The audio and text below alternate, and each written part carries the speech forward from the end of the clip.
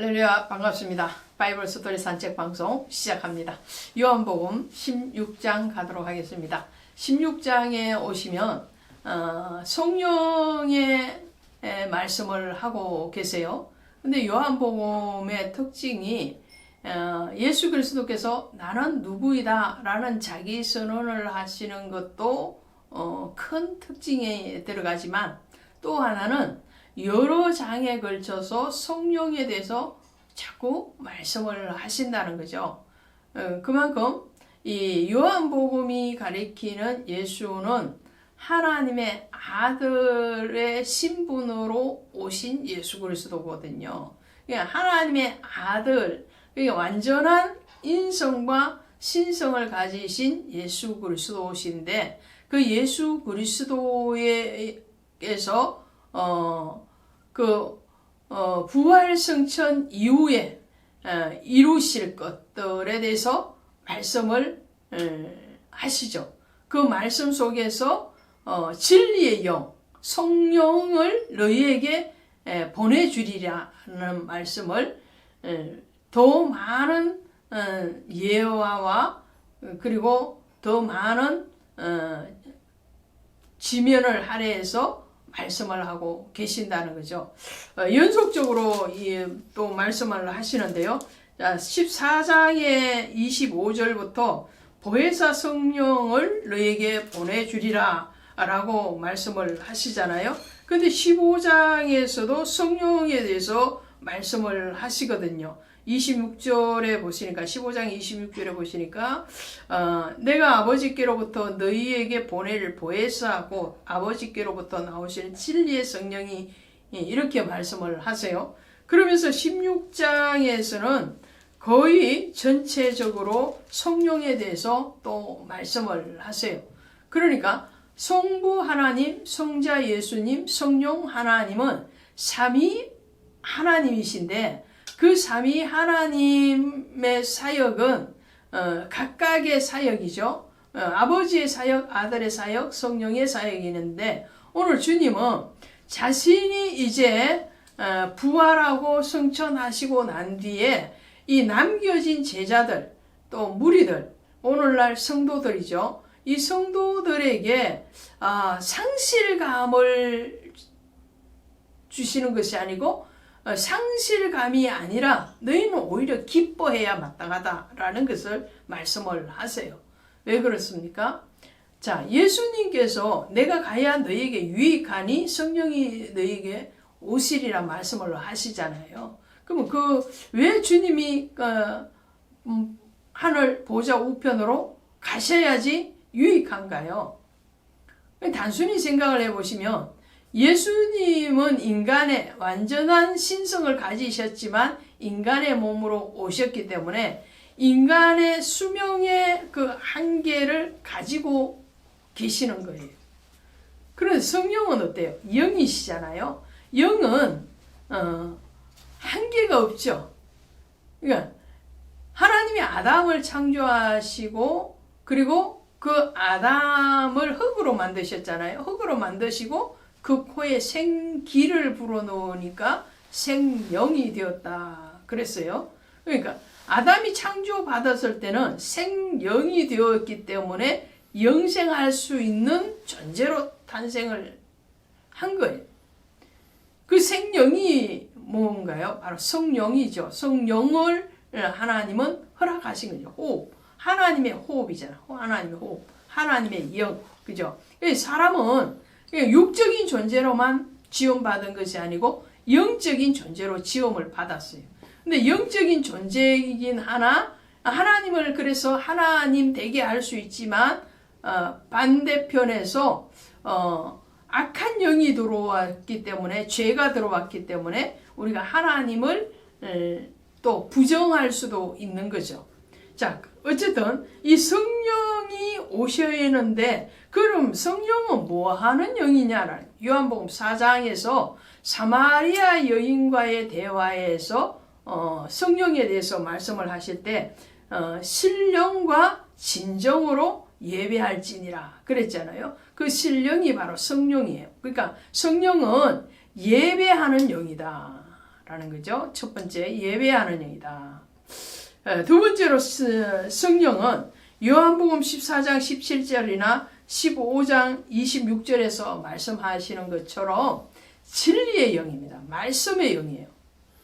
그러니까 성령으로, 그러니까 신령과 진정으로 예배할지니라, 한마디로 하면은 뭔가요? 성령으로 예배하라는 거예요. 성령으로, 그 진리의 영이다. 예배하라.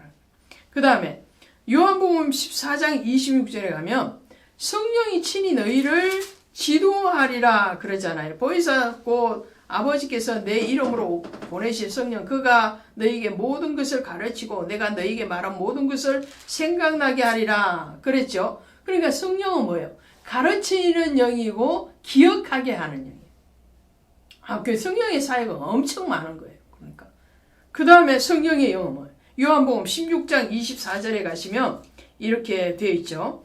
지금까지 너희가 내 이름으로 아무것도 구하지 않아서 구하라. 그리하면 받으리니 너희 기쁨이 충만하리라.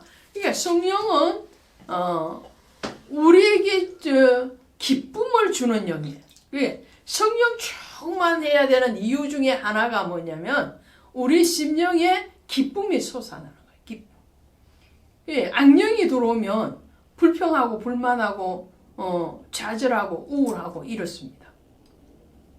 예수 믿는 사람들이 잘 늙지 않잖아요. 이유가 뭐냐면 늘 기뻐하니까요. 상황적인 조건에 맞는 기쁨이 아니고요. 상황을 초월하고 환경을 초월해서 오는 기쁨이에요. 사람이 주지 못하고 세상이 주지 못하는 그 기쁨을 성령이 주시기 때문에 그리스도를 믿는 사람들은 얼굴이 환하고 그리고 젊음을 유지하는 기간이 길죠. 자, 이렇게 성령 기쁨이에요. 또 사도행전 1장 8절이면 가시면 오직 성령이 너희에게 임하면 예루살렘과 유대와 사마리아와 땅끝까지 이르러 내 복음의 증인이 되리라 그러잖아요. 그래서 성령은 뭐냐? 성령은 증거하는 영이요 복음 전도하는 영입니다. 이 성령이 함께해서 복음 전도를. 그래서 사도 바울이 얘기할 때도 내가 너에게 가려 했으나 성령이 그것을 가로막았다 이런 말씀을 하잖아요. 성령이 우리 발걸음을 인도하는 거예요. 특별히 전도의 사역에 성령이 동행하면 열매가 맺혀지는 거죠. 성령의 영입니다. 그 다음에 성령이 아니고는 아바 아버지라 부를 수 없느니라 그랬어요. 성령이 임한 것을 어떻게 하느냐?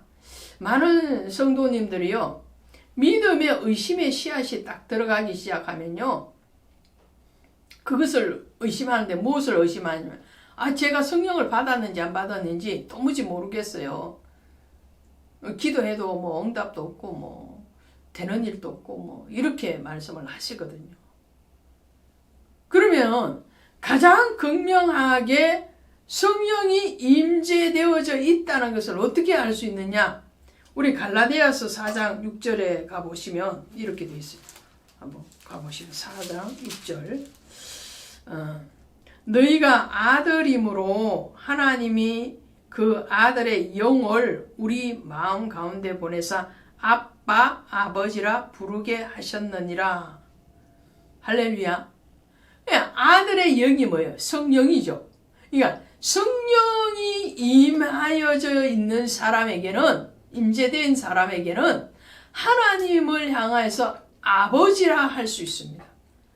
그래서 자신이 성령을 받았는지 안 받았는지 모르겠다고 의심하는 그런 연약한 성도님들을 만나시면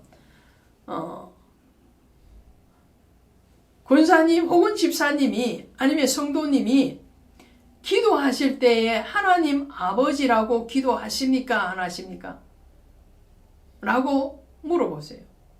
하고 있는데요. 하나님 아버지라 기도하지 뭐라고 기도해요?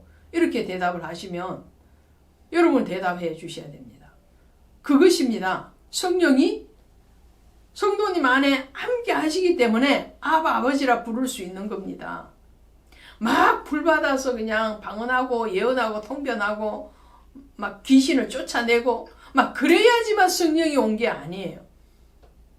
내가 예배를 사모하고 내가 하나님 앞에 기도할 수 있다는 거, 하나님을 아버지라 부를 수 있다는 거, 주님을 나의 주님이라고 부를 수 있다는 것은 성령이 아니고는 할 수가 없다고 그래요.